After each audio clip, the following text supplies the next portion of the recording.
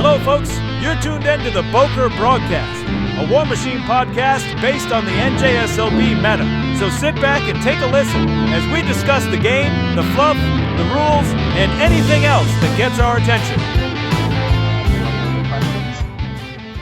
And welcome to Season 4, Episode 7 of the Boker Broadcast. I'm your host, Seth Cohen, and with me, as always, is... Oh, I'm sorry, I was going to cut you off, but I apologize. Seth said don't cut each other off. That's right, he did say that, Arthur. Thank you very much. That was based on listener feedback. Thank you both. Steve, and I appreciate your...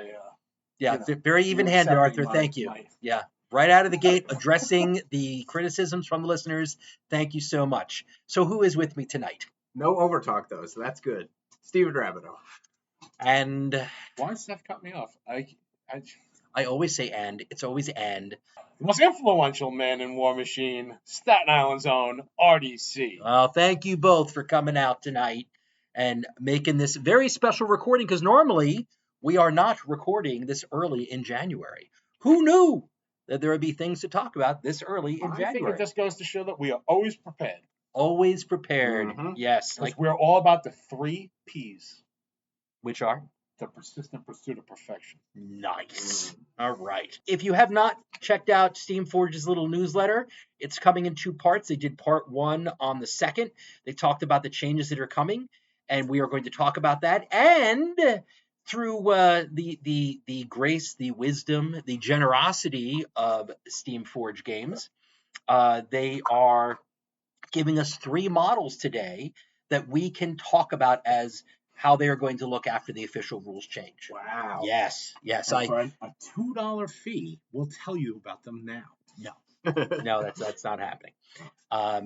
But I can tell you that I'm really excited they gave us this opportunity. They are sprinkling a lot of this information out there. And before we get into all of it, I do want to say that I am very impressed with how they are releasing information. They're not, it's not like, bam, here it all is on the 21st and try to make sense of it.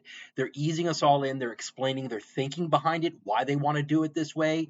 They sound like players who play their game, I guess is really what I'm coming to on that. I really like that. That is that's ridiculous. You're hodgepodge. Yeah. Did you just learn that word? It's the 3rd time you've used it tonight. Hodgepodge? Yeah. I haven't said hodgepodge in 6 months. What are you talking about? Well, you got 3 times in tonight already. That was the 3rd time. You're full of hodgepodge, Seth. I have not said that word previously to just now at all today. Okay. All right, I'm wrong.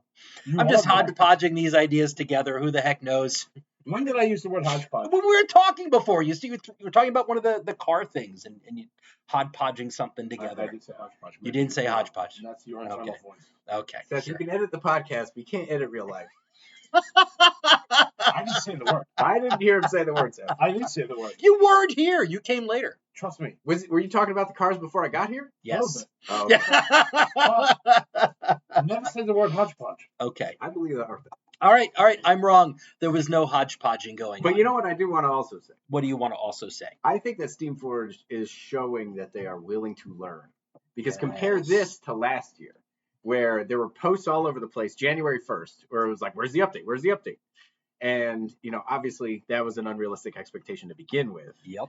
But they are meeting these unrealistic expectations with more realistic actions, right? Yes. Like giving something on January 2nd is pretty cool. I agree.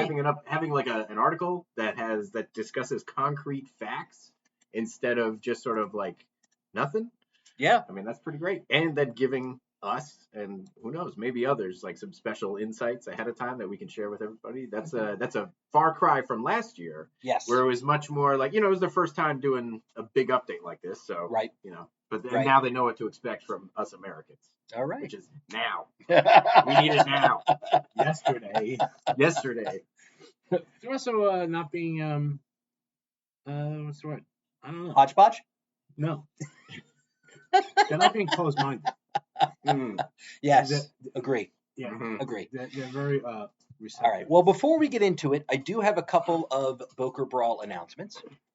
And one of them is, once we hit January, we start talking about Brawl a lot because our tickets go on sale February 15th on our website. On February 15th will be the link. You click it, you get your tickets. I will tell everyone now that the Boker Big Base Brawl sells out pretty darn quick. So if you have your heart set on that, please get that ticket early because it's the only event we can't duplicate.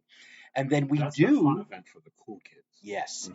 And we do officially have our IG qualifier set. So that is an IG qualifier there on that Friday. And then, of course, our marquee team event Saturday and Sunday. And this year, we are bringing a professional DM to come in and do some RPG. We're going to have some IK RPG at the Brawl. I think I know of some good models to incorporate into said bet you RPG. do. I bet you do. And we're doing something really special with the RPG. We talked about it a lot, what we wanted to do and how we wanted to do it. So Friday is going to be like a one-off campaign. But the one-off adventure that these people will be participating in will have an immediate effect on the narrative event that's going on Friday as well. So if, let's say, they uncover an artifact, let's say they assassinate some higher up at somewhere that is somehow going to affect what's happening during the narrative on Friday. We'll have an idea for a new event. Okay, great. And then on Saturday and Sunday, I'm going to let you finish, and then I'm going to get my new event. I would like you to let me finish. Yes, that was the goal, so I could finish and stop me in the middle of this thing. Saturday and Sunday, we thought that what we would like to do is a whole weekend long campaign, but very similar because we love the idea from Friday so much. Is well, what if they have a role play session and then the second part of that role play session is affected by these same players playing in a 50 point, 30 point, whatever the point level game is, where the DM is now kind of playing as the bad guys, right, and playing a battle on the tabletop, and then affects the next session of the RPG, which then affects the next tabletop, and that's how they end the weekend. Really blending it all together. Yeah. So we're not sure if it's going to hit. We're not sure if we're going to get folks. If you know people that play the IKRPG, please make them aware of this. I'm going to hopefully within the next week have this up on the website for folks to read about. But we would really love it if there was some IKRPG going on. And we also thought, because, the Boca Brawl is all about the swag, that if you sign up early enough and you'll communicate with the DM about everything that's happening and going on, if you would like to design your character on Hero Forge, we will print it for you. I think what we want to do right now is tell people to tell their friends who otherwise play D&D that we'll actually do D&D, but with Iron Kingdoms. Yes, that's what the IKRPG is. It's a 5e system. Correct. So, but I don't think we want to necessarily just appeal to the players.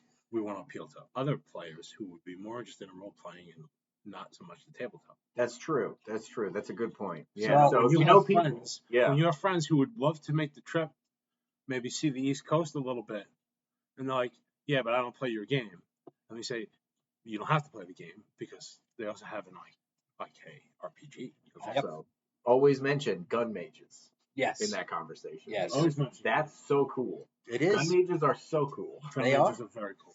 And it is a very Signar-centric campaign, from what I understand. Okay. It is going to be fought on the outskirts of Signar, where Signar, Khador, and Orgoth are meeting forces, etc.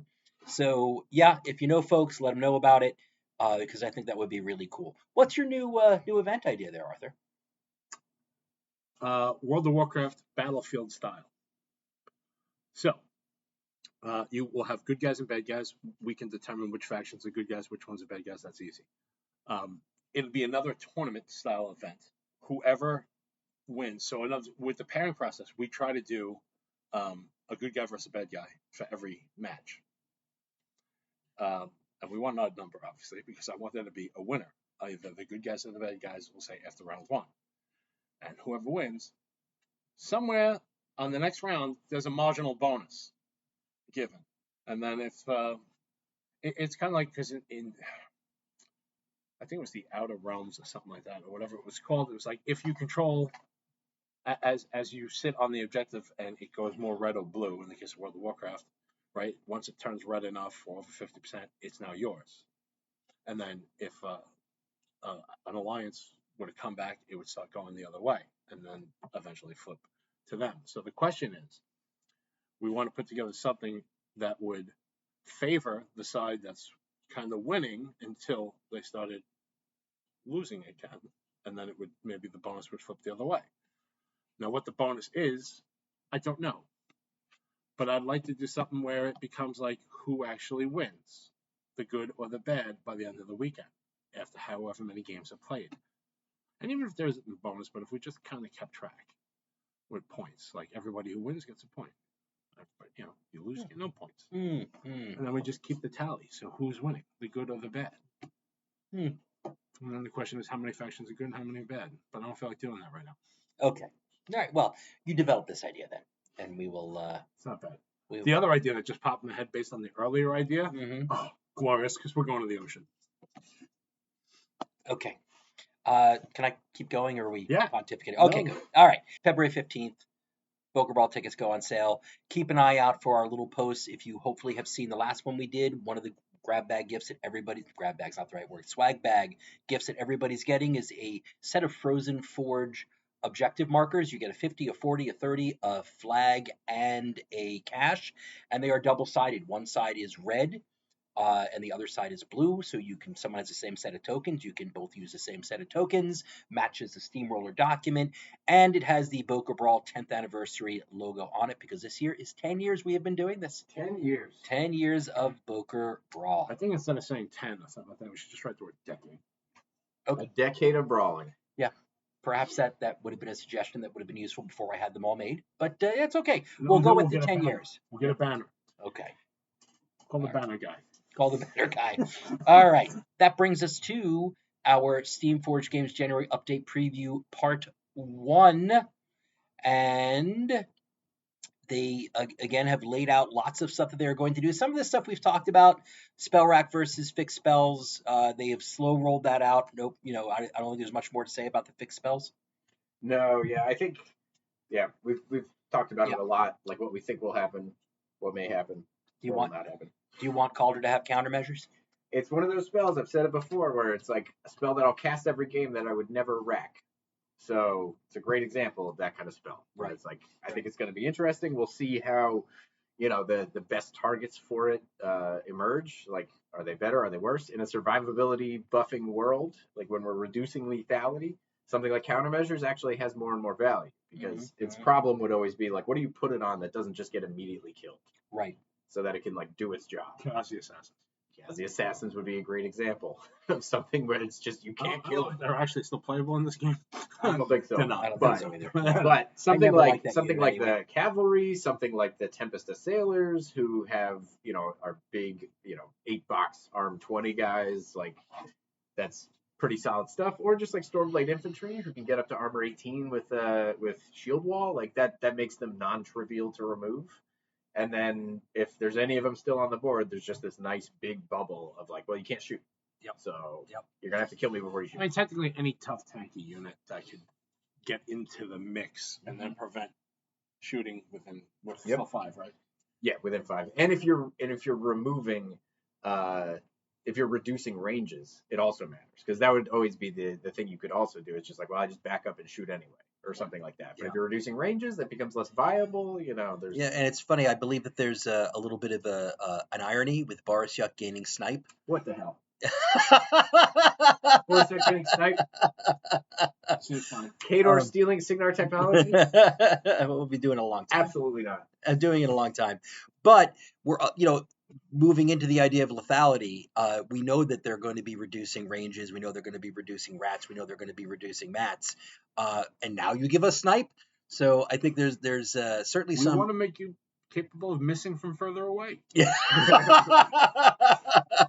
You get to shoot more. Yeah. Well, miss more. Well, so I guess the snipe goes from, hey, this is how I was going to use this amazing gun to get you from way across the table at the top of turn 2 to now I can strategically use these guns and move around the table better. One thought. I doubt that. Just one. It's the only one I have.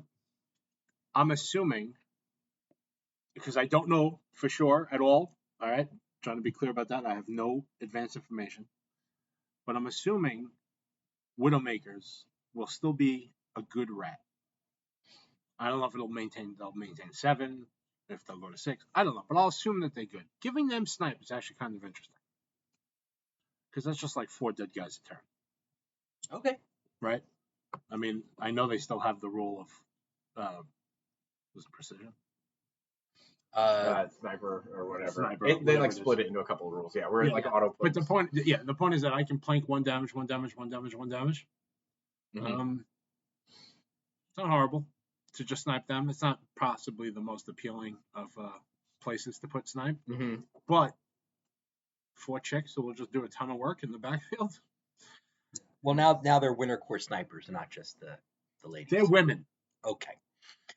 So, and that kind of dovetails very nicely into their second point, which is the lethality update.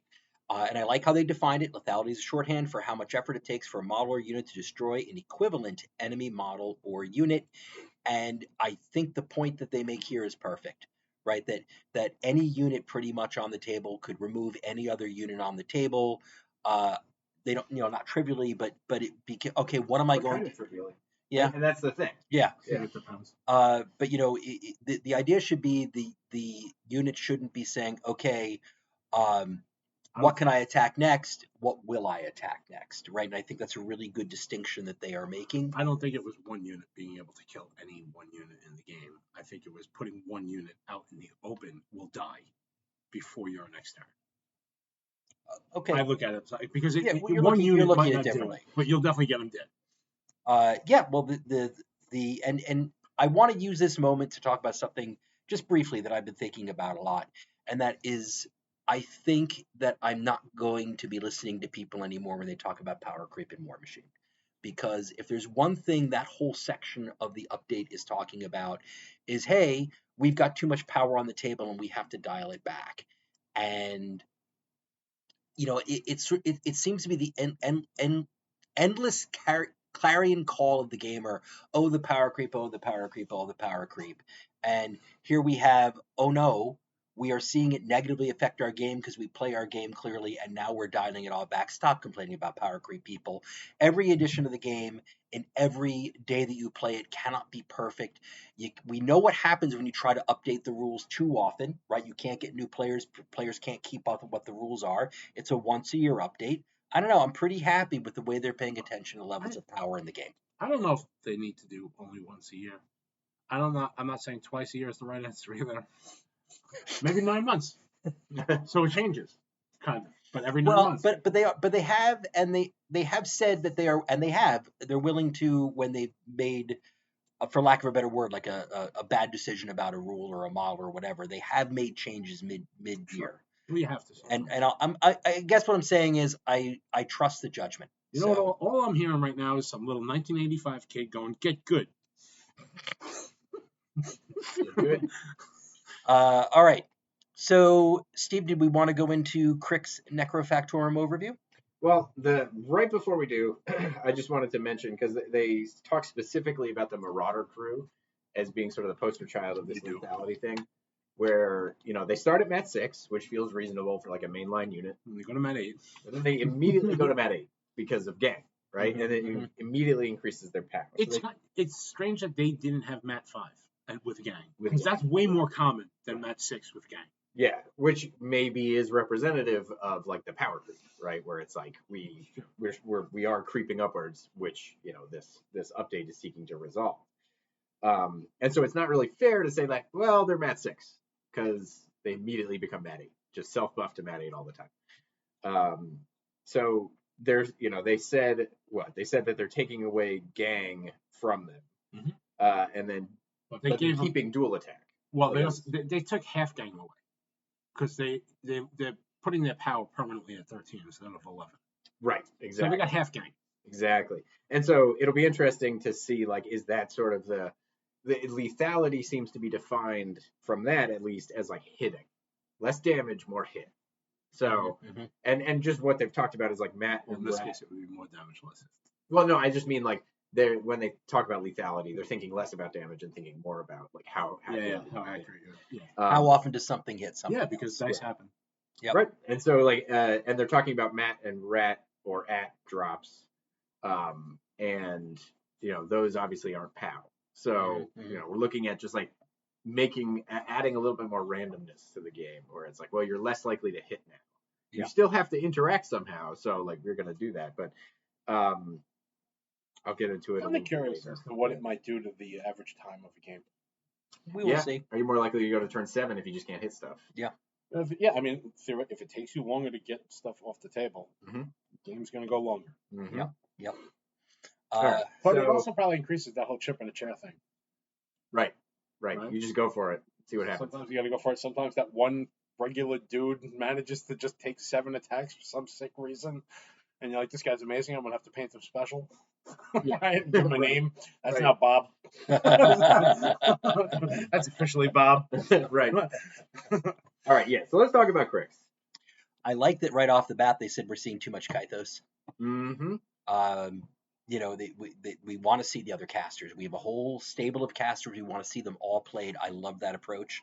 And I also love the recognition that sludge draws seem to be everywhere and overwhelming. Mm-hmm. So they're going to bring those guys down a peg, which I think is really cool. And I like that. I don't think I've seen the Necro Harvester on the table. You might have, but only technically, because I know that Corey likes to play it, or at least he did. It's a beautiful model. Oh, He yeah. painted that up gorgeous. Every model that guy puts on the Um, table is beautiful. Yeah. So like that thing definitely deserves a little bit of a buff, especially with Spellrack going. I think Mhm, that's sort of key here, is because this is maybe the first example. I don't think they actually say it in here. Yeah, they say it's but- power bump from 12 to 15. Right, but they don't necessarily reference like, well, because you no longer have siding touch in every list, yeah. we're gonna view Well, this out. I think they talk about one, then they go right into that, right? So your mind is fresh on the subject of. Yeah, so like, Well, they now don't. you can have things be like at a reasonable pow to start, because you don't have to assume that they have siding touch every time. And if they do have siding touch, you can assume they don't have something else. Which this Right. is a buff in every way, shape, or form. Because just because you have siding touch, to then have the attitude of my whole army has siding touch, that's not true. Right. Because what if you Right. don't have the focus to cast it? Right. Or, sometimes it's limited as to where you can put it. Obviously, the most you can really get away with is 2 targets. Yep. Absolutely. And then so- the next thing that they mention is adding a new rule, inconsequential, I love this rule. which means that a model can neither contest nor score objectives, Great rule. which is a great addition. We'll see what it ends up on and see how that And feels. right up on those stupid gremlins, which still haunt me to this day. Right? Well, I think what's really funny about this is, so a couple weeks ago, Mario he does Shop Talk, Mhm. and he had me and Travis on there. It was a lot of fun. We talked all about organizing and setting up tournaments, etc. And at some point, he asked what our War Machine wishes were, and I think I said something to the effect of, I wish that they would write rules for the main game, keeping in mind that they are going to be playing in a steamroller format. And yeah. Travis didn't say much. Uh-huh. And now I realize why. Uh-huh. Because they have this new inconsequential rule. Yep. And amazing that they are thinking about that stuff now when they create these models. Yep. Um, You have been saying that for a very long time. Very long time. Yeah. So- it's a common complaint. Yeah. Yeah. Like, there should be steamroller specific, or not quote unquote steamroller specific, but like stuff that references the fact that we play on scenario. Right. Yeah. Right. So Absolutely. I love that rule. Sorry. That's fantastic. Good on them. So then we also have Lich Lord Decathus getting a new rule called Soul Generator. Mm-hmm. So at the start of his activation, provided there are no enemy models with souls within 12 inches, Decathus gains D3 soul tokens. Great rule. And why do you like this rule so much? Because there's nothing worse than bringing a model who is based on corpses or souls, and then your opponent has none. And you're like, why did I take this model? Yeah. And I also and that it actually usually is heavily reflected upon the meta. So if everybody's playing hordes, you'd be like, yeah, I'll take a model based on souls. But if everybody, for whatever the reason, is playing War Machine, which sometimes happen, we know that certain things get more popular than others. Then you're like, I'm not taking this model. Yep. And that's a bad reason. I do like that they talk about the counterplay right in there, right? That, hey, you want to stick somebody right on 12 inches there. Well, Mhm. then he's not getting those souls. Yep. And if I recall correctly, I think he's speed 5 with 1 inch reach. So he does not threaten 12. So like you can stick a guy in there and be like, all right, I'm at 12 inches. Here's the guy. Well, I'm sure he has other models on the table, but yes. No, there's no other models. well, yeah, but my point is, so like with Decathus, he has, I mean, we assume, I understand. right now he has impending doom, right? So like that, so he pulls models in. Mm-hmm. So you always have to be careful about like where can he charge to and then pull things in. Right. But if you park a model at 12 inches, he can't actually reach that guy. Yeah. So you can stop him from generating souls, and then like that model will die to something else, I'm sure. But You're safe from keeps him. Right. It keeps him. Yeah. It says it allows you to do the counterplay that you were always doing. Right. Which is nice. Right. And it says here he's getting Ghost Walk and Death Ward as spells that he will have. Those are good. Yeah, those are good spells. And they are from the Necrofactorum spell rack, and now they're just on his card. Death Ward still makes you not care about damage systems? I think it's +2 armor, and you choose where it goes. So that's right. You choose where it goes. You still care, but you can. there's the other one to limit it. Yep. Yeah, there's the other one. And his feat isn't going to give rerolls anymore. It's going to give friendly faction cohort models overtake. So when those malefactors get in there, it is going to be sad times for me. Yeah. It's an okay feat. Yeah. It's okay. It doesn't help him. Which Right. Is interesting. Right. Which I don't know. Maybe he has overtake already, but I don't think he does. And then they drop in as the last bit here. Mechanothrall Brutes go down from 7 to 6 for their mat, but they're also a point cheaper, and they go down to 7 points.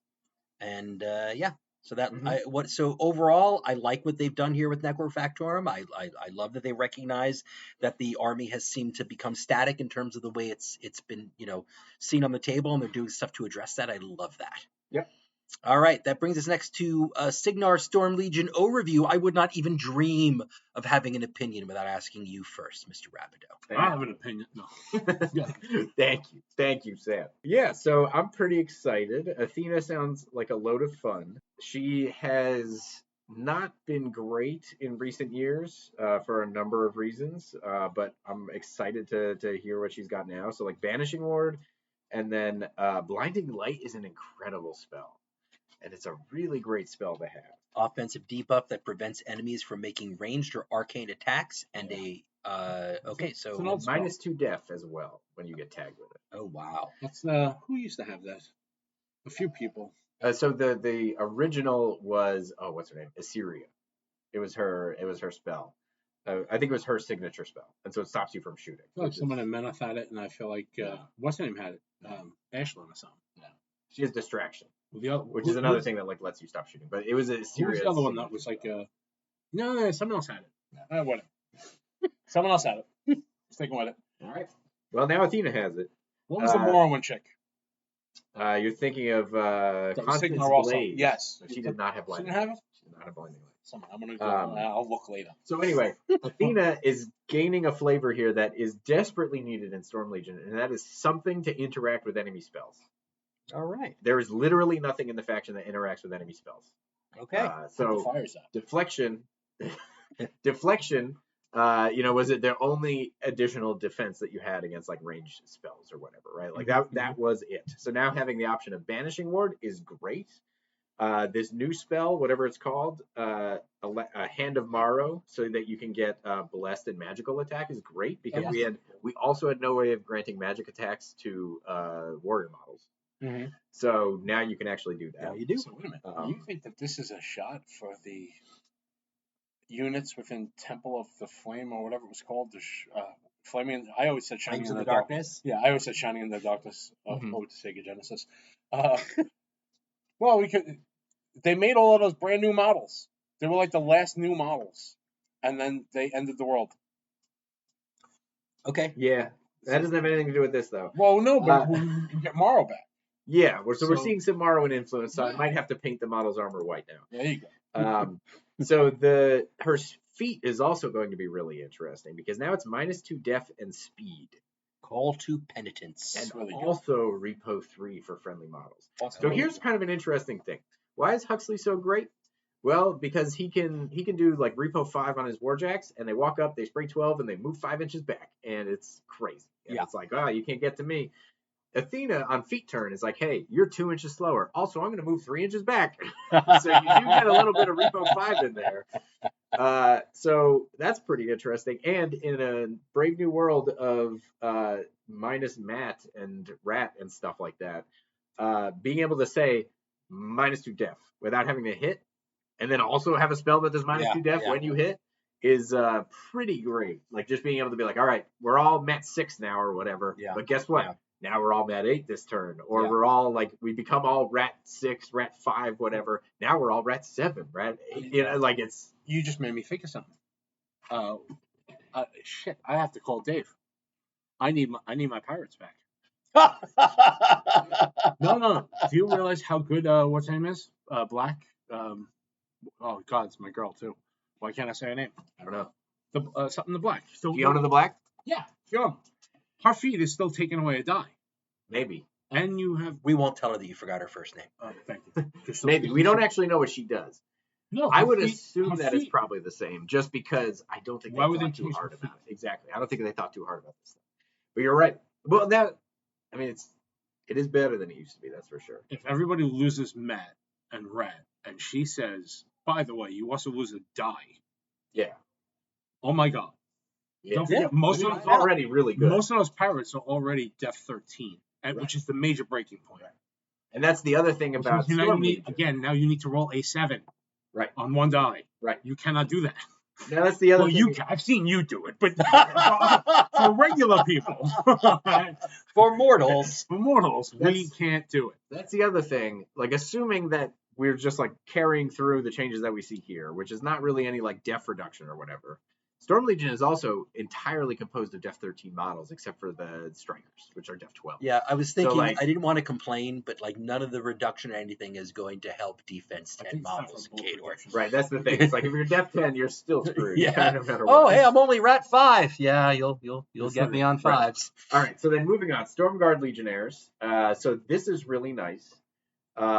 They gain something called Big Game Hunter, which is just you get Jack Hunter. You get an extra damage die for all cohort models, which is nice. Yeah. Instead of Jack Hunter, instead of being specialized against that, you gain it against everything. They do lose Brutal Charge, which I'm a little sad about, but you know what? I'll take it. But they got +1 strength all the time. No, sure. But being able to get blessed or something like that, again, that was a thing that we did not have. Like my greatest nightmare was a inviolable resolve Eidolon with a shield. Yeah. And it's just like, all right, I'm armor 20. I'm armor 23. If you can't kill me with the one turn you have blessed on a single guy, then like you're not going to kill me the whole game. And so being able to have a caster that actually says like, all right, we're gonna power through this is great. All right, so then they also talk about the Sky Raider and the Sky Bomber. We will have a kit available in the Big Base Bounty. Nice. I don't know if these guys are in stock again, or I know it took a long time to get them back in stock. I might have to like make a, No, I got this covered. I went to Party City. I got these little wicker baskets. I got some nice balloons. I know you're lying. They're bankrupt. They went out of business a long time ago. There was still one left. No, there isn't. Yeah, no, there is. I don't know why. There is. It's Party City, but it's spelled different. City has two T's in it. It's Partey. Party City. Partey. There's a little accent over the Y. All right, so what's going on with the Sky Raider and the Sky Bomber? Does this give us So it says that they got called back into the shop for an electrical weapons upgrade. Oh, so What that means exactly is unclear. But okay. They have a lightning generator that powers the balloon. That's right. they have a lightning-powered balloon. They have little sparks for the heat. And when the balloon is good enough and they don't need the sparks for the heat, they shoot them that way. So that could be it. So like what this could mean, and like specifically they say, not impressed, check out ionization, which you'll find on models like Spark Hammer to see why this is a big deal. So presumably it means they're getting electrical damage type. Yeah, that's And what I then, figured. Yeah. So ionization is great. Mm-hmm. I'm excited to see what might happen with the Zephyr. Like, what direction are they going to take the Zephyr? Yep. Because I love that model. I love a guy rolling around in a chariot throwing electro javelins at people. Well, that's a little check. I love that little thing. Great guy. They have all this like storm technology, and they're like, all right, we're gonna put you in a chariot, and I want you to throw that thing at them. You know, there was a time. He's like, yeah, no problem, boss. POW 13, here we go. There was a time when Signar would build an entire lightning generator on the table before the game even started. Right. Yeah. All right, so that brings us to Khador, Old Umbri specifically Khador, and they said that they haven't changed a whole heck of a lot. The comment in the update is that their win rate's been drifting high because they're new. Mhm. right? And people don't really know how to deal with them yet, but they thought they were a little too weak to range attacks. Is that what I was reading here? No, I think you're reading that they were a little too strong. Yeah, Oh, it's okay. the opposite. Windstorm. Yeah, Windstorm being on the rack, which I think we can all agree was a mistake, just Mhm. from the beginning. Mm, Not at all. Well, I guess we Screw don't your all agree. signal guns. Well, I think just the level of power. I that you have played pull so from that little spell. into Old Umbry that I'm afraid to have an opinion. Okay, all right. Y- No y- opinions for you, Seth, today. yeah. All right, so Windstorm, it says it reduces the area of effect from within 8 to within 3 inches of the spellcaster. Keep that number in mind, 3 inches. Got it. That's going to come back later. Easy. In exchange, it's less expensive, which is great, cost 2 rather than 3. So Aslanov, I think in particular, obviously having a lower range of it is not great. It cheaper is great because he has Arcane Might, presumably, right? Right. Which you want to be spending focus off of him to boost attacks, which is going to become more relevant than ever. We have a 3-inch bubble. Which, if you build the list right, let's assume again that like nothing else changes, right? So Okay. he's still got his thing where he like wants to bunker up, and then he wants his warrior models to be base to base with his beast, so they get +2 armor. Like a 3-inch bubble will cover the core, right? Like it'll cover the starve that he's base to base with, and then it covers the bears that the starve is base to base with. What I'm hearing, by the way, is that he's a Hydra. It's a Hydra. Scorn. Oh yes, he's similar to a Hydra. Not similar. Well, he doesn't have 3 heads or 5 heads or however many heads a Hydra. I'm just talking about the rules, sir. Right, fair enough. Cost 2 is great, again. Shearlings, Scapegoat no longer triggers on ranged attacks, morphing it into a melee equivalent of Shield Guard. What do you think of that? That's really cool. It's cool. It's something it could already do, but it's limiting what it could do now. But any melee shield guard is cool. What were the Shearlings cost? 5. Are they still worth 5? Well, so now they're 4. Are they according to worth the 4? article. So are they worth 4? I think they're worth 4 because the guy has he has guidance. Like the guy that comes with him has guidance. So that's useful. But the other thing is now like Jazana Aga, Old Witch's dark sister. Now she has Live Deliciously, which she's taking from the Shearlings. Mm-hmm. She can also collect corpses within 10. And what she does, I don't think you've ever seen her on the board because like Old Umbry has a lot of 5-point support. And so you really only pick one. And now maybe you pick her because she has what's it called? Oh shoot. I'm blanking on the name now. But you roll an additional die and drop the highest, right? What was that? The negative. Not Signs of Importance. Dark Guidance, right? Not Dark Guidance. It's the one that negatively affects you. Isn't Dark Guidance? You add an extra hit die? Yeah, but it's worse. It makes it bad for your opponents. Starcross. Oh, That's what it's called. Okay. Starcross. She has Starcross. Well, that's And bad she- for your opponents. It's bad for your opponents, exactly. And what Starcross does is mostly reduce your ability to hit melee because it's like a limited range. And so now it's like, well, the Shearlings, they take away 2 melee damage rolls. Let's be specific. Unless they change it, right?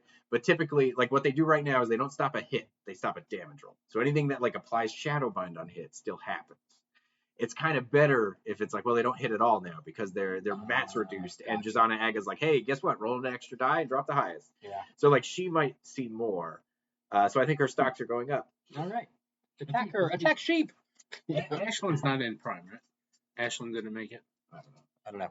Is there any?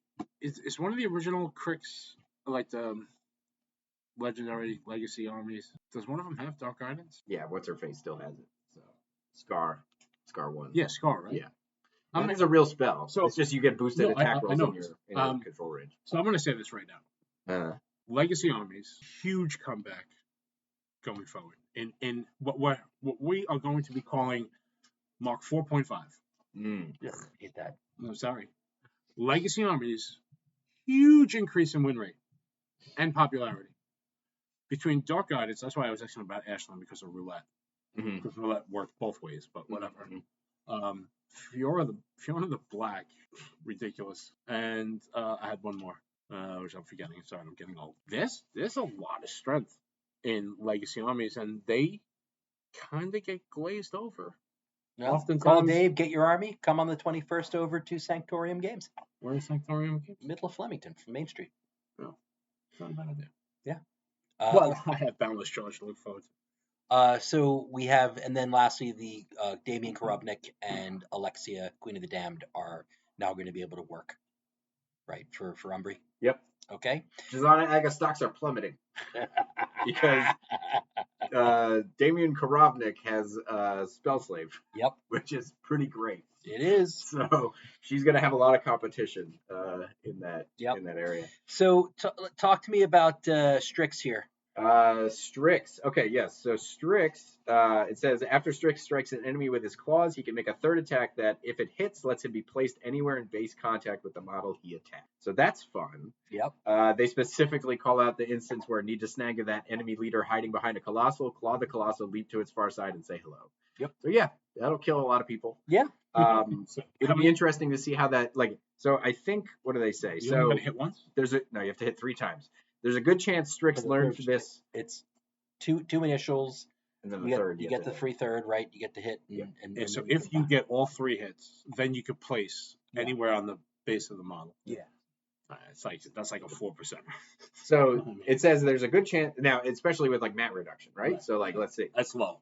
It says there's a good chance Strix learned this Khador Jack from Bodan.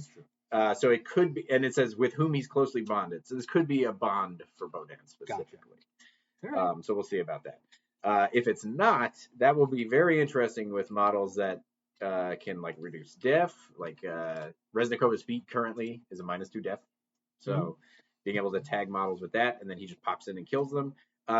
Something that is maybe underappreciated is he gets a free attack. Like he gets a third attack out of this. Like even if you don't want to teleport, just getting a free third attack is pretty nice. Yeah. Assuming you hit the first 2. Assuming you hit the first 2. What rule is that called again? It's like chain attack. Chain attack, yeah. Chain attack something. Okay. So that now catapults us into the Chimera Shadow Flame Shard overview, right? Mm-hmm. And they start off with what do we got here? Sorry, I was reading and I just clicked a thing and I lost my. Well, so I think they talk about Shyrus. Oh yeah, Shyrus. Here we go. Having a rack 3 that's the sign of the. Yeah, so Shyrus. She had rack 3, so she gets hit with no rack at all, right? So she's going to get Host of Shadows, which I don't know what that does. So it makes, I think, your battle group ghostly. Yeah. Oh, lovely. Mirage, which is a House Kalis spell. +2, you get Apparition on a model unit. Oh, okay. Distraction, which is currently on Ashlyn and Helga. Yes. So Distraction is an interesting spell. So we were just talking about this. So I have to look up exactly what it does real quick. And what else? What else? And lastly, her feat no longer prevents enemy charges. Instead, it inflicts a -3 speed penalty to enemy models that charge, in keeping with her stealthy ways. I don't love that as a feat, but it sounds like she's got some really fantastic spells here to. I mean, -3 speed versus saying you can't charge. That charge. No. It inflicts a -3 speed that charge. Sorry. Yeah. I should just say -3 off your charge. Yeah. Versus not being able to charge. Yeah. It's a lot worse. It's a lot worse as a feat because it means that if you can buff speed high enough, which Seth can with his avalanches, presumably, right? Like for most cases, it's almost going to be the same. Right. It'll essentially say you can't charge. Now, what it does mean often is stuff like, well, I can still run to contest. I can still advance and attack at like a normal rate, which was always true as well, right? So like it really only affects charge. Did you look up Distraction?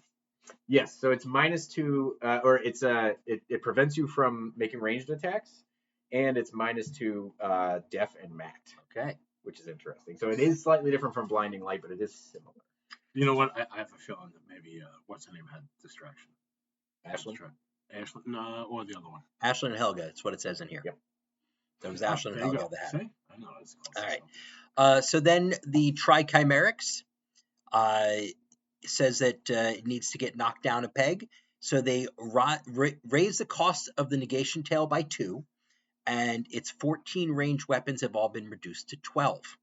They have 14 ranged weapons on one model? Oh my god.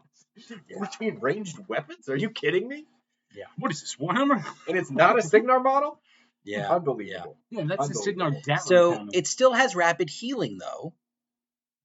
So I'm still not sure if I can kill this thing. You heal a D3, right? Every time you hit, you heal. Yeah. Yep. So all right. So I'm trying to figure out what the negation head is. Oh, the negation tail. Negation right? tail. Okay. Yeah. Okay. So that was the one that gave you Yeah, that was the one that gave you Arcane Vortex. Mhm. It cost 0. Mhm. So now it costs 2. Now it costs 2. Which, in my opinion, is fair. Okay.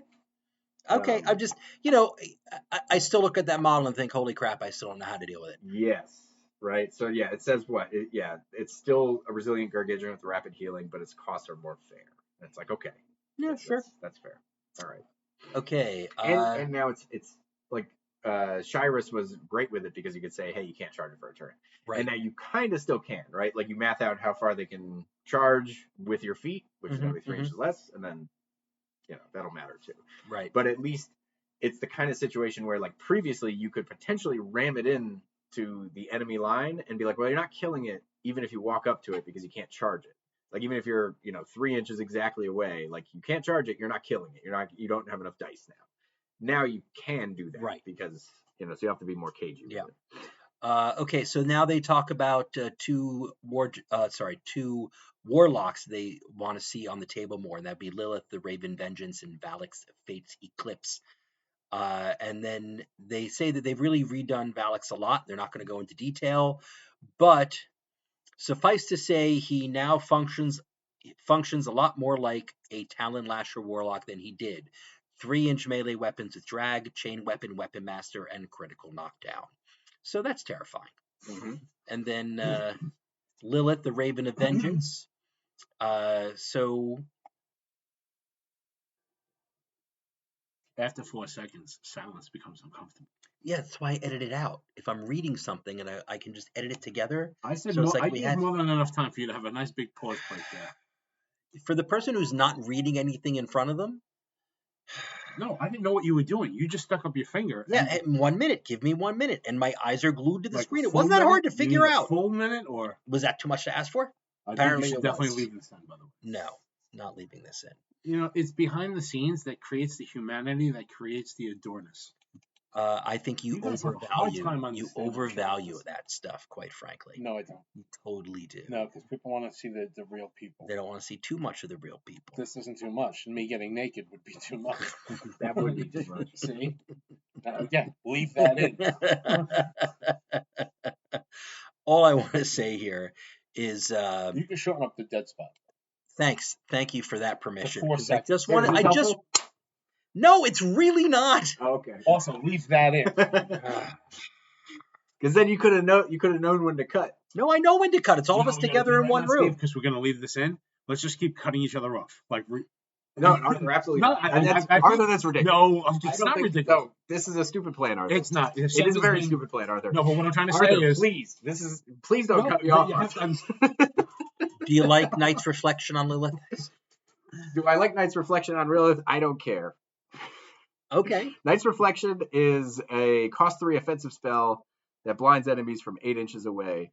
And that's neat, but it's 8 inches. She's got to get close to cast that. Arknode? You can take an Arknode head for a beast. So, all right, I care now. Okay, well, I'm sure you care about the rate of fire 3 now on the power 14 shots on that bow. That's pretty cool. Yeah. I have definitely looked across the board and been like, all right, you got to buy every shot. And that means you're not boosting to hit and damage every time. I'm no buying. But now no buying. Now no buying. What I'm also very happy about is Silence of Death.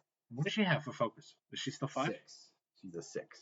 So you can actually you can boost hit and damage on each one of those shots. On each one of them. That's a lot scarier. Like when you're going through the assassination. Yep. Right away. And then they talk about Regulus, the espionage solo is going up to reposition 5 and getting some armor to go up to armor 13.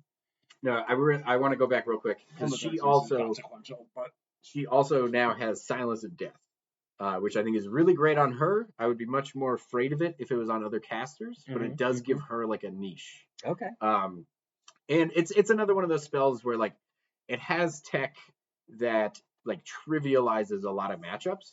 Into Brine-Blood Marauders, just being I don't care about tough anymore is really annoying. Yeah. Into a caster like Wolf, assuming his feet doesn't change or whatever. Right. That was why you couldn't play him at all, is because 3 factions had Silence of Death on the rack. And they just rack it and he doesn't have a feet.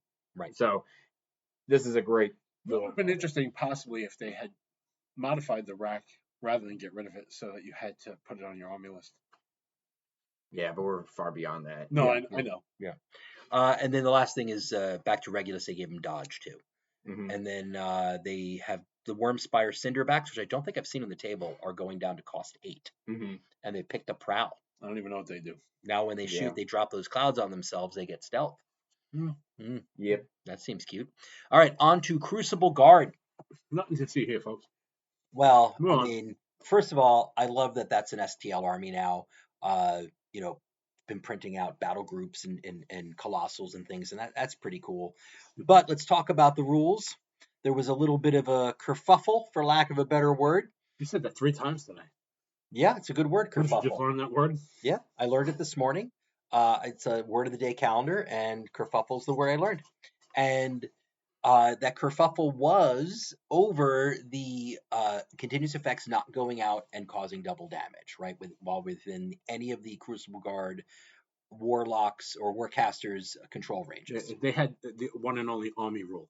Yeah, and Kind of now interesting. they have changed it, so now it is still double damage, but it can go out. So they still have an So- army rule. No other faction has an army rule, but they have an army rule. Statistically, a third of the time, right? Yes. You can avoid this damage. And I think it adds an uncertainty that is both important and inconsequential, Everybody should have an army rule. because the uncertainty means that the Crucible Guard player cannot count on it. So they can't be like, well, I run my caster forward and your caster explodes. Yeah, Like, because yeah. a third of the time they won't explode. Right. So you can't just do that. But if I have fire on my caster, I'm not waiting to roll. I'm playing put the fires out. Right. Which I would have played anyway. You Right. know, so it's kind of like, yeah. Well, but also, like, how many times? Oh, I need that model to die. Oh, wait, he just rolled out the effect, so I don't have the chance to kill Right. him. It makes lights much more risky to play against them, because lights tend to have 16 armor, Mhm. 15 armor, where POW 12 fire rolls doubled will actually do real damage. Mhm. You know, I normally agree. it's dice off 3, dice off 4. You know, you're kind of netting 1 or 2. Now, Yeah, it's doing a chunk, So one other thing, especially without costing a model's activation to do it. So one other thing to kind of loop in the entire conversation here is, so it says another way we've adjusted army-wide hit buffs has been to reduce the number of models with a veteran leader ability, Yes. specifically Prospero. yes, Right. Mm-hmm.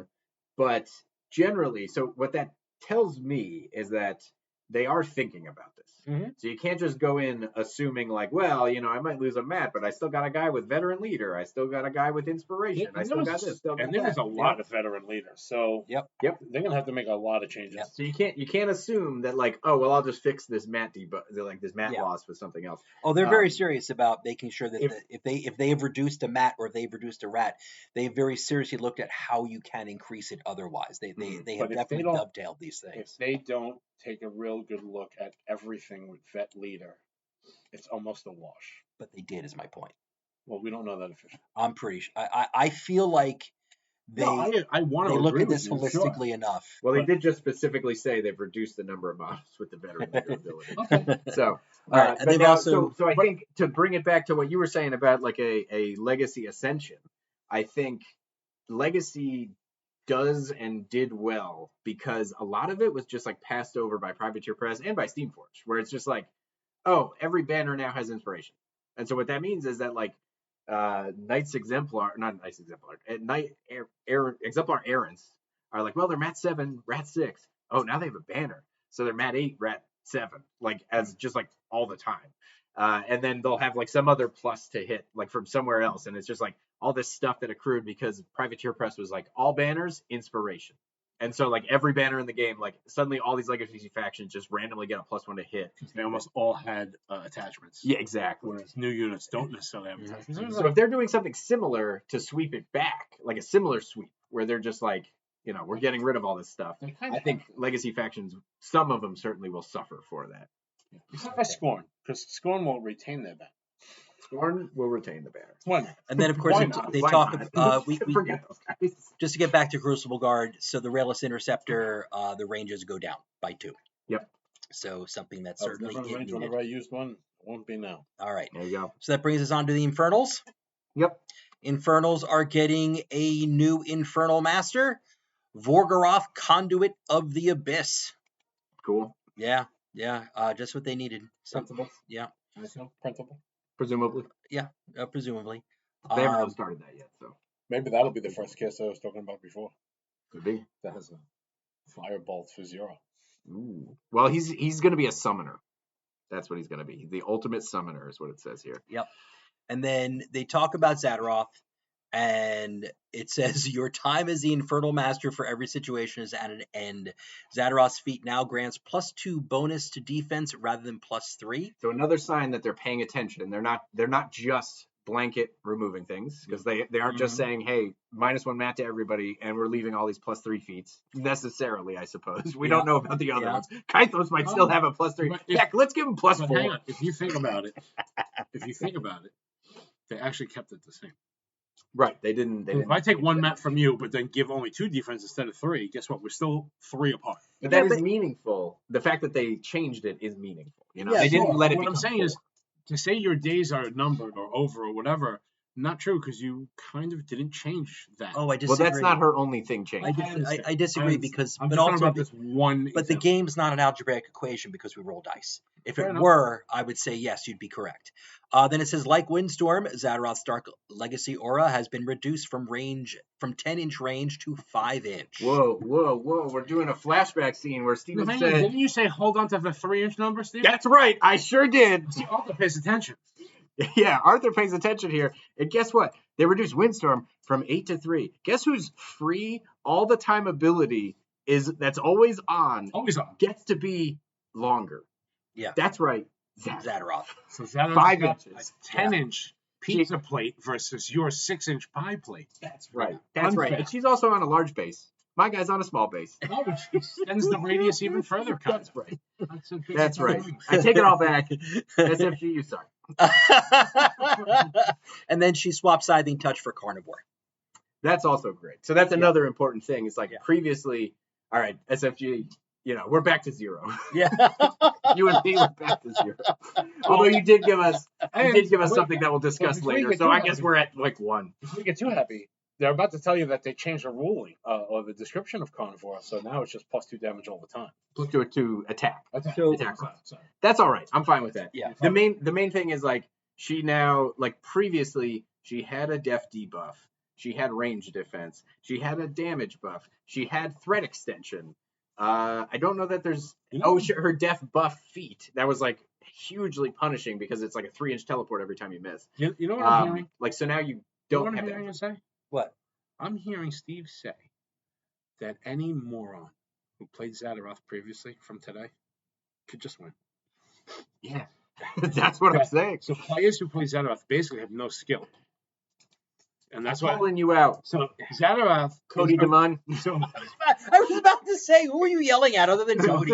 so Zadaroth is equivalent. I have lost to him playing Dusk though, so So he can just beat people. So Zadaroth is equivalent to all the tryhards in the past who lived by Haley 2's rules. Yes. Yeah. Yes. Yeah. Are you Pretty much. Or wait, if there was like a who's the most pathetic contest, would it be Zadaroth player or the Haley 2 all player? right. It'd be the Haley 2 player. Okay. Because the Haley 2 player is like, actually, you're gonna move that guy first. Right. At least Zadaroth lets you play your turn. You just don't like Okay. it. All right. I just want to. So the goal here was to get Anyway, Cody, I love you. the goal here was to get Amadeus to be the hardest hitting Infernal Master, and Zadaroth would be focused on having the best range defense of the Infernal Masters. Yeah, because I don't know, but I feel like when you have Scything Touch, like that helps you hit harder. So what buffs did they give Amadeus? I think they left. It doesn't say anything It here. doesn't say anything. So if they left him the same, like he would still hit harder because I think he had synergy. Yes. So like he could hit pretty hard on his own. Yeah. It was just like when you're looking at the two casters, you're like, well, I got a guy that has to hit 3 models, and then I get +3 to hit and damage, or I play Zadaroth, who's just like +2 damage. Well, it So, says here that their Agathon is going to be getting Sacred Ward as a field marshal ability. That's fun. Sacred Yeah. Ward is a very powerful ability. It really is. Very powerful ability. Having played Primevals, where people like you look at him, you're just like, I can't debuff this guy. And then they decided that there hasn't been enough Infernal Gate action. Yeah. So the Gate of Worlds ability, which lets you spend a soul to move a friendly model 2 inches, is no longer capped at once per turn. Each model can still move 2 inches, but you can now move as many models as you have souls to spend. That's nice. That's nice. Actually, that's might be stronger than you think. Okay. That might be somewhere in the realm of double teleportation on a Warbolt. I don't think it's within that realm, because what it means now is like instead of so conceptually, right? When you have models around the Gate of Worlds, conceptually you have to treat all of them as having, because it's like, well, which one is going to get it? I don't know. I have to be careful. Now, if you're playing something that if only one heavy gets to me, I don't die, that changes it, because previously it would be like, well, one heavy would get it. Now it could be 2 heavy, so you have to be but it's kind of a narrow band, like the theoretical output. Yeah, that's fair. It's like Gallows, where it's like, as the caster, I assume 1 inch. As the player, I assume like 6, because it's like, well, you're going to yank me forward, and if I get yanked 6, I die. That's overstating, but like, I got you know, it's the same kind of idea. So that brings us into Thornfall, which right off the bat they explain. They can move units though, right? The Gate. Yeah, it moves like a model, so you can. Well, here's the thing. So and how many models do they have that have an aura as a solo? I don't know. See, that's because then it's like, I have the solo, I teleport the solo, who can now run and get to the debuff range that I need them to be at, and then That's true. You can Send move. in the model. I think they have the hermit, so you can move the hermit and Right. the heavy. yes, so it changes things. All right. So the first thing they're doing with the Thornfalls are kind of shaving away. I know we're no longer in the world of Hordes versus War Machine, but they're shaving away the traditional War Machine folks that were attached to Thornfall previously. So Talon Rover, Nomad Mule, Alt Ashley, Gobber Tinker, Gundren, Raylick Victor, Linus, and Edria will no longer be playable in the Prime Thornfall army. No Gudrun. No Yeah, Gudrun? I always hate when Bokers get He's a you know. Boker. First off, Boker should be allowed He's a in Boker. every. Yeah. That's right. That's right. Yeah, I don't see anything about Bokers being allowed in every army here. So Yeah. I So think they screwed up. they've added a. I give this patch an F. F for lack of Bokers. They've shown a character War Beast like Tyrsis. Is that how that's pronounced? Who knows? Like Tyrsis. Listeria. Listeria. And then they're going to have a brand new Valkyrie solo, Bryn Hilder, and she's going to have battle plans, including Desperate Pace and Stir of the Blood. And then they're going to have a brand new Pharaoh cavalry unit, Chain Belchers, with critical knockdown trash, improvised harpoons. They don't have pictures of those, right? No, not I yet. don't wanna not see Well, yet. they have a picture of, I think it's like the character beast. And you know what maybe? they should do? Yeah. Yeah. character beast. Like Tyrsis is the one they have a picture You of. always had Helga, right? Who was a Valkyrie. Yeah. But there was never a unit of Valkyries. Yes. Yeah, there was. There two. was. There were the Pharaoh Valkyries. the three models, right? With the shield guard. That was a terrible name for them. Okay. Pharaoh Valkyries. Yeah, Valkyries should have wings so that we know the world is ending because pigs can fly. That would have been fun. That would have. And Valkyries, right? Didn't they typically have wings on their boots? It's definitely associated with them, but I feel like they rode like Pegasus or something. I don't know. Flying horses, they were on flying. We need flying pigs. Okay. Yeah. So this is interesting. Of course, it only makes sense for Lord Carver, BMMD Esquire III, to step in as a Thornfall warlock, but not as you'd previously known him. To represent Lord Carver as a leader of your Porcine army, you'll use the Carver Ultimus model now, a 40mm base, packing the Swine Ripper weapon, and then Carver Ultimus won't be available as a character solo for Thornfall, but Warbore MMD47 will be up for grabs as a character War Beast at the low cost of 17 points. Right. And I think this settles every argument about like what the best 3-point solo is. It's Carver. Yeah. Because apparently the War Beast costs 17 points. Yeah. And then Carver's a 3-point add-on to that. So when you pay for the 20-point package, Carver's 3 points. So here's the interesting thing. So what spells does the solo Carver have? Oh, I don't know. He has Torment, which is a really great spell. He has Batten Down the Hatches. Yeah. And then he's got one more. I'm not talking about I'm sorry. When he's paired up with War Pig. Yeah. That's what he's got. He still has Batten Down the Hatches? Yeah. Even though it only affects one model? Yeah. Yeah, all of them have like I get it. It's just really a buff for the War Pig.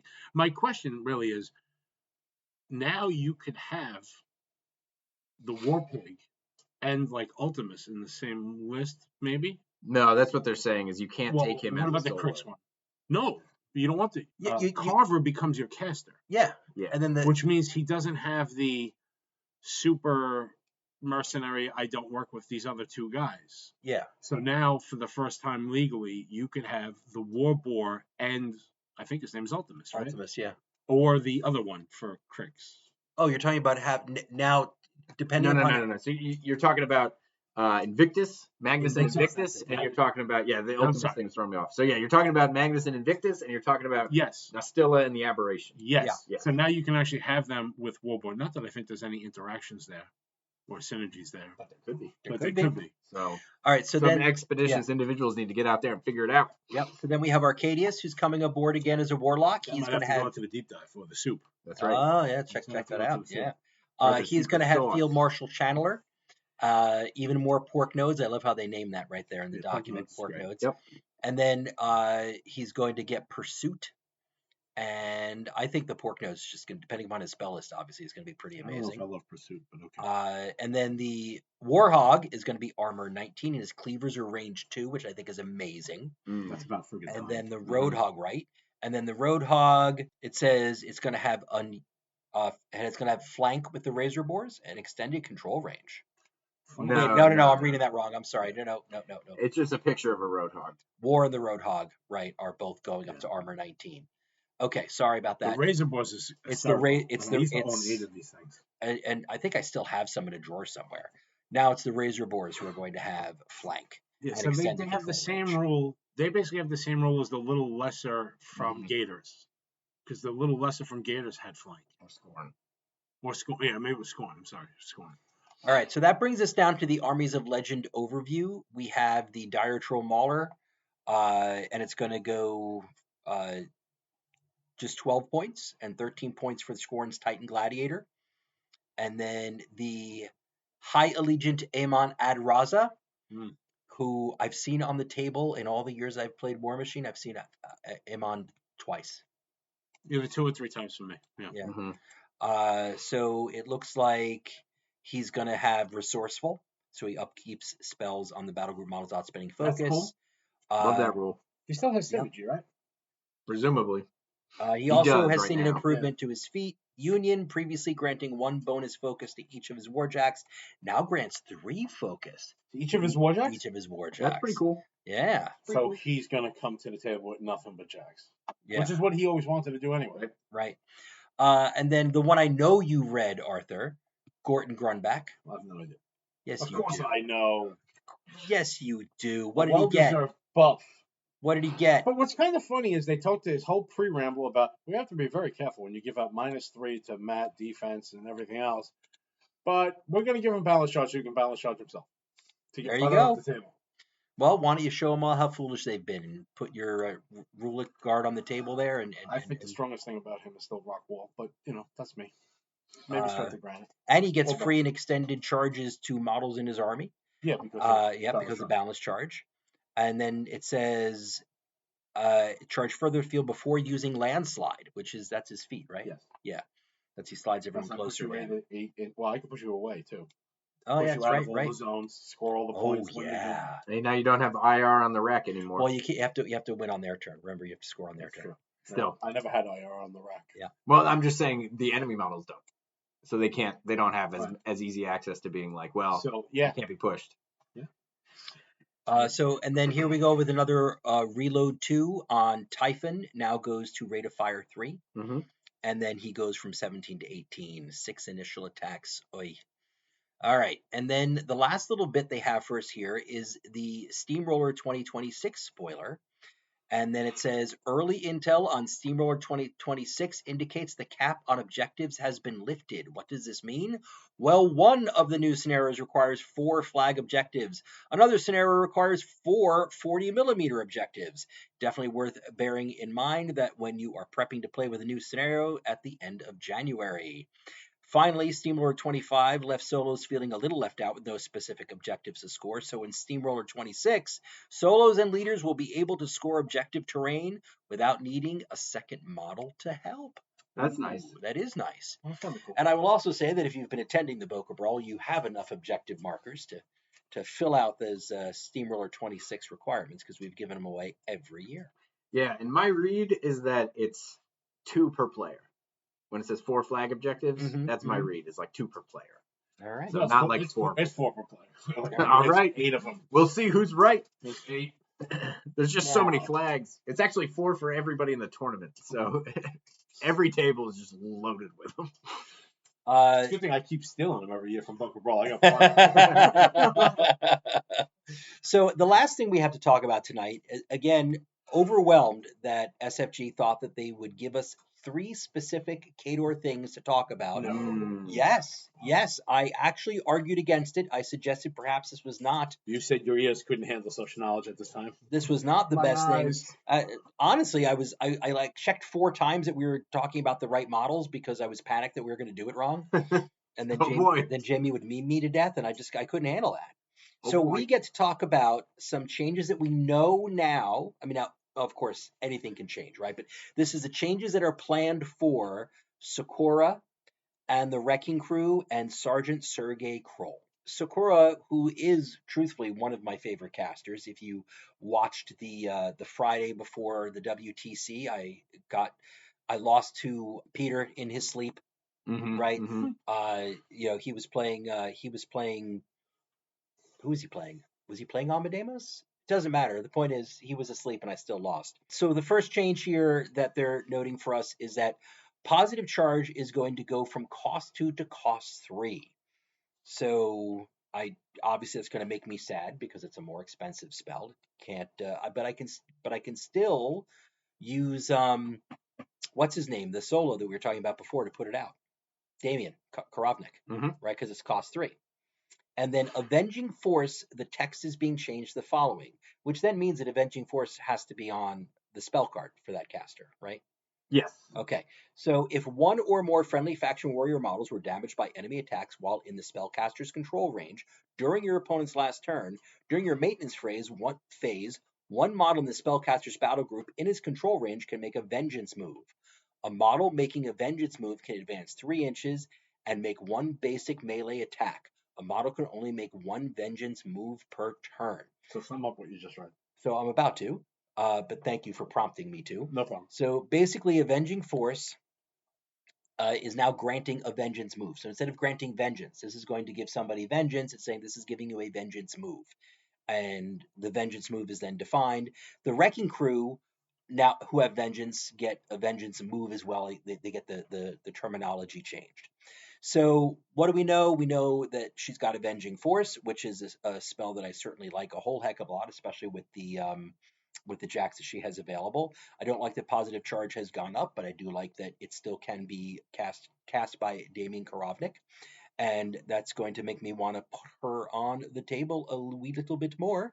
And then Sergeant Kroll. Wait. Oh, sorry. So you did not talk about all the changes to Sakura. Okay. Which we have access to all of them. All right, so hit me. All right, so add leadership Mana War. Other Mana War starting their activation within 10 inches of this model gain +2 speed for their activation. Nice. So that's pretty cool. That's makes me very happy. Wait a minute, can you double up on the battle plans? No. Cut battle plans. Gain steady and sturdy. Oh, so needed. She was a Mana War that didn't have those things. Yes. Great Axe POW 14 up to 16. Nice. Cut Crit Brutal. Add Avenging Force, Dauntless, and Frostbite. I don't think I know what Frostbite does. I used to know what Dauntless does. So Dauntless, I think, is Dauntless Resolve, which is like +3 armor and tough. Nice. I don't know if that's true or not, but that's my understanding of Dauntless Resolve. Maybe it's +2 now. That's true. She's a new caster? Yeah, she's she's the Man of War caster. But to be used with the Legacy Army? No. This is to be she's a cadre caster. She's used. Yeah. And then positive charge costs 2 to 3. Yep. And then it says Fortunes of War now reads, while in Sakura's control range, friendly faction models gain unyielding. Additionally, while in Sakura's control range, friendly faction models can reroll missed attack rolls. Each attack roll can be re-rolled only once as a result of Fortunes of War. That was Fortunes of War lasts for 1 round. What's our control? 12, 14, 14. Well, it makes a big currently. difference. So everything. I was don't in think that's a four- change in her feet, though. I don't think it is either. So I wonder if that's just like leftover from like maybe Yeah, they changed yeah. it, changed Okay. it back or something like that. All But right. anyways, that is the full change log for Sakura. Then I am very Commander excited to play her Tatiana again. Sakura. I'm excited to play her again. So now can we go to Sergeant Kroll? Yes, now we can go to Sergeant. So he goes from mat 7 to mat 6, predictable. As I said, they were Mhm. reducing all the mats. They're going to add veteran leader Man of War. Ooh, so they're adding a veteran leader here. Yeah. Now before he had before his ability was that if you were within 10 inches of him, Man of War would get a tough roll. Mm-hmm. So Doesn't say that's removing. doesn't so. say that's removing. So maybe that's what his veteran leader ability is. still have, now? like, No, it's different. Different. Leadership and veteran leader are two separate abilities, so I would assume he still has that. Okay. We still have like pick up the pace or whatever it was called. Like Desperate Desperate Pace? Pace? No, that was No. on what's her face, and now she just has it all the time for Yeah. all order models. And now they cut Jack Hunter, which okay, I meant like on a solo. but his grenade pods gain brutal damage, which I love. The number of times those grenade pods on a good roll, with the Jack Hunter ability, we're getting work done for me. Now I don't have to have Jack Hunter. Yep. I don't want to necessarily have him up there cutting stuff up with his weapons. That's fantastic. Anything else for Kroll that I missed in the changelog? No, he only has one entry. Okay. And then the Man of War Wrecking Crew. They go from 7 to 6. Now, they had two weapons. One of them was a crit smite, and the other one was, why am I blanking on the rule? You can't, you can't take away damage. You can't. Grievous Wounds. Grievous Wounds, right? Well, it says here now that they cut critical smite, which is fine, because I never liked critical smite. And they gain smite as a special attack. So assuming they still have grievous wounds, Mhm. they're now making me make the choice, what is this model going to do? It is either going to cause the grievous, Mhm. and now I'm going to do a special attack, or they're all going to do... I like the tactical You're either going to do a choices. star attack for Yeah. one or just attack for the other. I like the choices it's asking me to make there. I like... look, I'm not going to tell you I like it going down to a mat 6, but it is what it is. I have questions. Yes. Continue. Well, there's nothing more to say about these guys. So everything we just talked about was Man of War. Yeah. Everything that's Man of War is Khador. Well, keep in mind, we were allowed to talk about 3 models. These are the 3 models we're allowed to talk about. I'm making a couple of basic questions. They're all Man of War and they're all Khador. Yeah. Which means that they're all legal in why can't I say the other Khador faction? That's not Umbri, Khador. no. Yeah, they are. No. Yeah. No, this is available specifically to Wintercore. But I thought it was Khador. I mean, that word doesn't mean what it used to mean. Yeah, there are specific cadres that can work for specific armies within a Yeah. faction. Does Umbri have a Khador? SKS 6. Oh yeah. But aren't these models included in that same box? No. This is the This is the This Annihilators. is the Annihilator cadre. Yeah. Gotcha. Okay. All right. I want to know if there were any QT interactions. There might be. They wouldn't be legal, but Right, exactly. Unlimited, here we go. limited. Yeah. Again, grateful that we have this opportunity. Yep. I want to highlight one thing.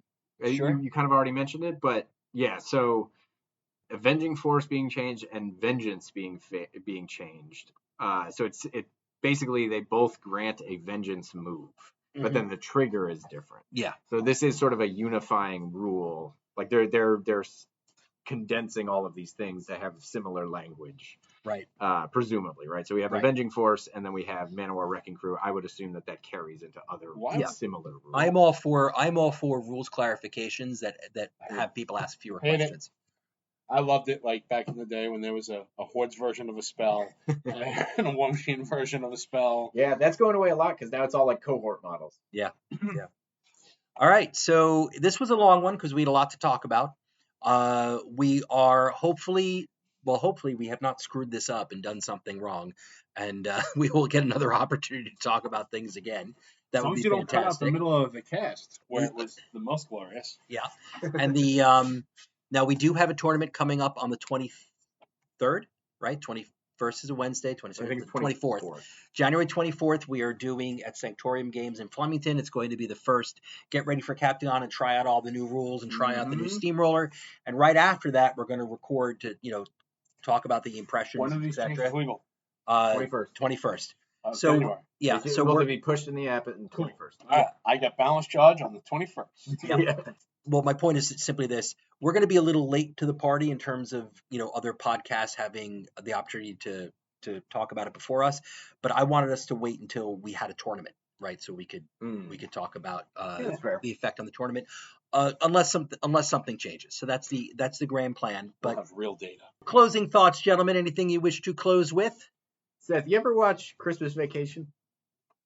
Once a National long time Lampoon's ago, Christmas Vacation. like maybe Well, it because was- I know, obviously, you don't really celebrate Christmas, but I think it's a great Christmas movie specifically for you because there's a line in it that I noticed this year that I'm going to be using throughout the year. It's really going to set the tone, and I think it could work for you too. What is it? Well, Clark is talking to his family in a tense moment, and he looks over. One guy says something. He looks over at him and he says, "Don't piss me off, Art." I haven't done anything to you. I'm the nicest guy you know. It's true. But Closing that thoughts? really stuck out to me. Yeah, I have a closing thought now. Yeah. Now I have a closing thought. That you It's do. gonna have to do with this. I actually had a rant earlier, but that's fine. Closing thought. I'm going to talk about one thing that has often made me feel very lucky. Growing up, you would hear stories about the amazingly awesome Yankees having like Babe Ruth and Lou Gehrig, and then of course the most greatest one, Joe DiMaggio. And then when I was older, obviously, because you grow up and you're like, what was it like to actually watch those type of games and see those players in action? And then I had Derek Jeter. And I'm like, oh, this is what it's like. And I could easily throw a new name, which would change the whole subject matter into it, but I won't, because the parallels that were so bad. So I'm thankful that I have Derek Jeter. All right. Thank you so much. And until next time, friends, this is Seth Cohen saying, when you read your changes for your faction, you love them, you hate them, don't cause a kerfuffle.